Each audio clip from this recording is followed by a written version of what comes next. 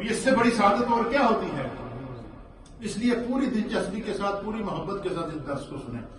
سورہ البقرہ کی آیت نمبر 31 میں اللہ نے میلاد آدم بیان فرمایا۔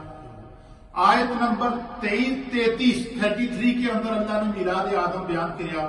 سورہ بقرہ کی آیت نمبر 34 کے اندر اللہ تعالیٰ نے حضرت آدم علیہ السلام کا میلاد، آپ کا مقام، آپ کا مرتبہ، آپ کے علم کو بیان فرمایا۔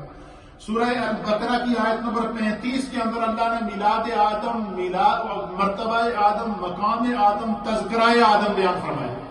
اور سورہ البقرہ کی آیت نمبر 37 کے اندر اللہ تعالیٰ نے میلاد آدم، مرتبہ آدم، علم آدم، مقام آدم، عظمت آدم کو بیان۔ اس طرح سورہ بقرہ میں 5 جگہ پر اللہ نے حضرت آدم علیہ السلام کا میلاد بیان فرمایا۔ اسی طریقے سے قرآن پاک کی سورہ نمبر 3 تیسری سورت ہے، اور سورت کا نام ہے سورہ آل عمران۔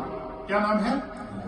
سورہ آل عمران کی آیت نمبر 33 اور آیت نمبر 59۔ سورہ آل عمران میں 2 مقامات ہیں جہاں اللہ نے میلاد آدم کو، مقام آدم کو، عظمت آدم کو، رفعت آدم علی نبینا علیہ السلام کو بیان فرمایا۔ اسی طریقے سے سورہ نمبر ہے قرآن پاک کی 5، اور سورت کا نام ہے سورہ المائدہ۔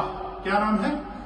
سورۃ المائدہ کی آیت نمبر 27 ہے۔ سورہ المائدہ میں 1 مرتبہ اللہ تعالیٰ نے تخلیق آدم کو، پیدائش آدم کو، مقام آدم کو، عظمت آدم کو اور رفعت آدم کو بیان فرمایا۔ اسی طریقے سے سورت کا نمبر ہے سورۃ الاعراف، اور سورہ نمبر ہے 7۔ کتنے نمبر قرآن کی سورت ہے؟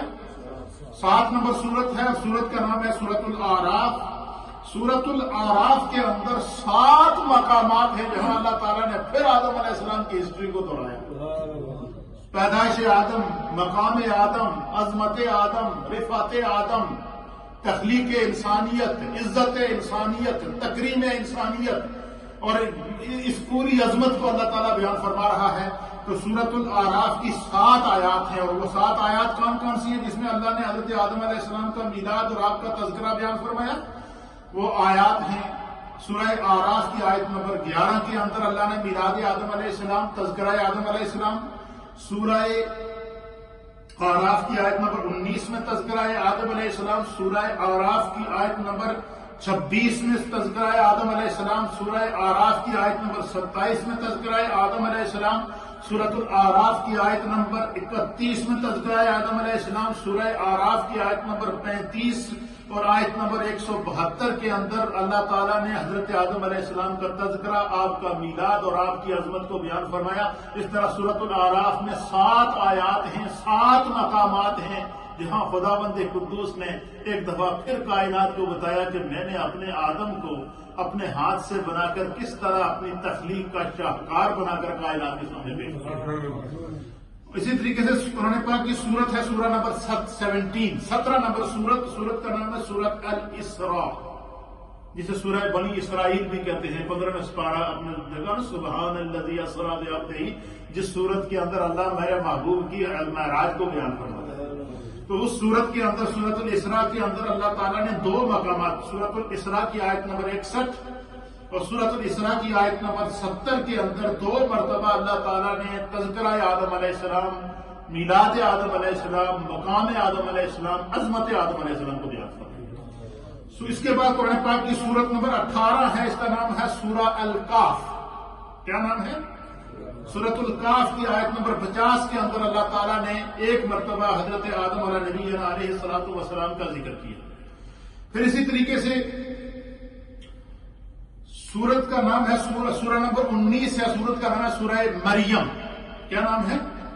سورہ مریم وہ جس میں اللہ تعالیٰ نے حضرت عیسیٰ علیہ السلام کی پیدائش کا ذکر کیا، اور ساتھ ساتھ سورہ مریم کے اندر سورہ مریم کی آیت نمبر 58، کتنے نمبر آیت ہے؟ 58 کے اندر اللہ تعالیٰ نے حضرت آدم علیہ السلام کا ذکر کیا، اس سورت میں عیسیٰ علیہ السلام کا ذکر کیا، اور اس سورت کے اندر ان دونوں کا ذکر کرنے سے یہ مماثلت، اللہ نے ان میں ایک مماثلت پائی جاتی تھی، تاکہ اللہ تعالیٰ نے سورت کے اندر کہیں ایک جگہ آدم علیہ السلام کا ذکر ہو رہا ہے اور اسی سورت کے اندر حضرت عیسیٰ علیہ السلام کی پیدائش کا ذکر ہو رہا ہے۔ اس سورت میں اللہ اپنے 2 جلیل القدر نبیوں کا میلاد کو بیان کر رہا ہے، اور ان دونوں کو جمع کر کے اللہ مثال دے کر یہ سمجھا رہا ہے کہ حضرت عیسیٰ علیہ السلام کی پیدائش میں اور حضرت آدم علیہ السلام کی پیدائش میں ایک چیز منفرد تھی، وہ یہ تھی عیسیٰ علیہ السلام کو اللہ نے بغیر باپ کے پیدا کیا تھا۔ کیا کیا تھا؟ بغیر باپ کے پیدا کیا تھا۔ اللہ تعالیٰ نے وہاں پر بھی اپنی قدرت ظاہر کی کہ خدا جو چاہے وہ کر سکتا ہے، وَإِنَّ اللَّهَ عَلَىٰ كُلِّ شَيْءٍ قدیر ہے۔ اور حضرت آدم علیہ السلام کی عظمت کو اللہ ظاہر کیا کہ ادھر عیسیٰ علیہ السلام کو اللہ بغیر باپ کے پیدا کر رہا ہے، ادھر آدم علیہ السلام کو اللہ نے بغیر ماں باپ کے پیدا کیا، اپنے ہاتھ سے مٹی سے پیدا کیا۔ یہاں پہ بھی اللہ اپنی قدرت کا شاہکار دکھا رہا ہے۔ اور اس کے علاوہ قرآن پاک کے اندر تقریباً 25 سے زائد انبیاء ایسے ہیں جن کا نام لے کر خدا ان کے میلاد کو، ان کی ہسٹری کو، ان کے مقام اور ان کے عظمت کو بیان کر رہا ہے۔ اس کی وجہ کیا ہے؟ اور باقی جتنے انبیاء ہیں ان تمام کو اللہ بتا رہا ہے کہ اپنے ماں باپ کے نطفے سے ان نے جنم لیا ہے، یا اپنے ماں باپ